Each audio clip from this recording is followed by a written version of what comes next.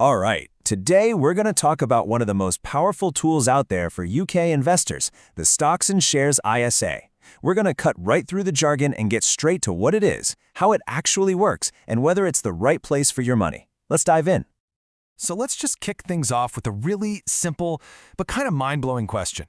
What if you could let your investments grow for years or even decades and not have to give a single penny of that growth to the tax man? I know, it sounds way too good to be true, but it's not. And this is the answer. It's called a Stocks and Shares ISA, which stands for Individual Savings Account. The government provides it, and you can just think of it like a special tax-free wrapper that you put around your investments to shield them from, well, tax. So what exactly is this tax-free wrapper? What does it do and what kind of stuff can you actually put inside it? Let's break it down. Okay, so inside this wrapper, you can hold all sorts of different investments. We're talking about shares in individual companies, like Apple or Tesco. Or you could buy into investment funds that bundle together hundreds of companies, like one that tracks the S&P 500. You can also hold things like bonds. See, the ISA itself is just the container. These are the things you fill it with. And here it is, the main event, the single biggest reason people use these. It's like a triple lock of tax protection. Any profit you make when you sell an investment, that's usually hit with capital gains tax, but not in here. The income paid out by your shares, known as dividends, normally that's taxed too. But nope, not in an ISA. It's a total shield for your investment growth. And that really is the bottom line. On all the growth, all the gains, all the income that's generated inside this account, the tax you owe is a big, fat zero. It is as simple and as powerful as that. Now, of course, there's a limit. You can't just put millions in here. Every tax year, you get a £20,000 allowance. You can put that full amount into a Stocks and Shares ISA, or you could split it, say between this and a cash ISA.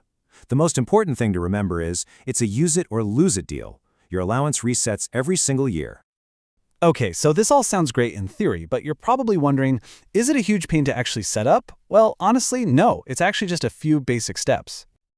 The whole process is really straightforward. First, you just pick a provider. There are loads of them out there. And open an account. Step 2, you put some money in. Step 3, you choose what you actually want to invest in from all the options they offer. And then, Step 4, you just let it do its thing, hopefully growing over time, all tucked away inside that tax-free wrapper. So we've got the basics down. Now let's really zoom in on the big advantages, the compelling reasons why millions of people in the UK are using these accounts to build their wealth for the long term. I mean, just stop and think about this for a second. That's an £80,000 gain. If that money was invested outside of an ISA, you could be looking at a tax bill of thousands, maybe even tens of thousands of pounds. But inside an ISA, that bill is zero. That's a huge, potentially life-changing amount of money you get to keep. Another massive plus is flexibility. This really comes into focus when you compare it to a pension. With a pension, your money is basically locked away until you're in your late 50s. But with a Stocks and Shares ISA, you can get to your money whenever you want, for any reason, and there are no penalties. It just gives you so much more control. But, and this is a really big but, just because it's flexible doesn't mean you should use up for your short-term savings. This is absolutely a tool for the long haul. You should be thinking 5 years minimum, but ideally much, much longer.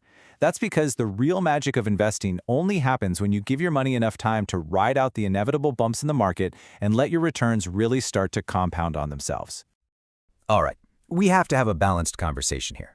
To get the full picture, we've got to look at the other side of the coin. Investing is never, ever risk-free, and it is crucial that we understand the potential downsides. And here it is. This is the single most important risk you need to get your head around.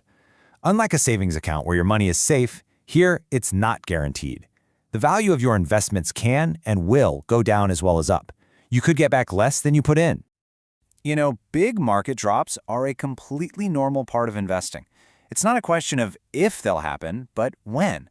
It's not unusual to see your portfolio drop by 10, 20, or even 30% during a market crash. And that's exactly why having that long-term mindset is so critical. It gives your investments time to recover from these dips. So this makes the choice of where to put your money a lot clearer. If you need the cash in the short term, say for a house deposit in a couple of years, a cash ISA is absolutely the safer bet. Your money is protected. But if your timeline is longer, say 5 years or more, then a Stocks and Shares ISA offers the potential for much, much greater growth. And there are a few other little things to keep an eye on. The fees charged by the platform you use can slowly eat away at your returns over time. And remember, that 20,000 pounds allowance doesn't roll over if you don't use it.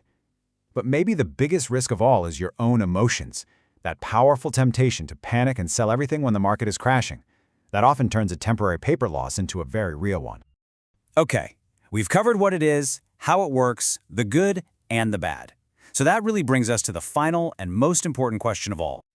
So, how do you know if it's the right move for you? Well, it's probably a fantastic fit if you're looking to build wealth over the long term. If you're comfortable with the idea that your investment will go up and down, if you don't need this money anytime soon, and if you generally believe in the long-term growth of the stock market. And to really see what's possible, let's wrap up with one last, really powerful example. Imagine you invest 500 pounds every single month for 30 years, and let's say you get an average return of 7% a year, which is a pretty reasonable historical average for the stock market. So, after 3 decades of that steady, patient investing, what could that grow into, completely sheltered from tax inside an ISA? You'd be looking at over 600,000 pounds. And the tax bill on all of that growth? Absolutely zero. You would get to keep every single penny. That right there is the incredible, truly transformative power of long-term, tax-free investing. So, we've seen the potential. The only question left is, what could harnessing this power do for your financial future?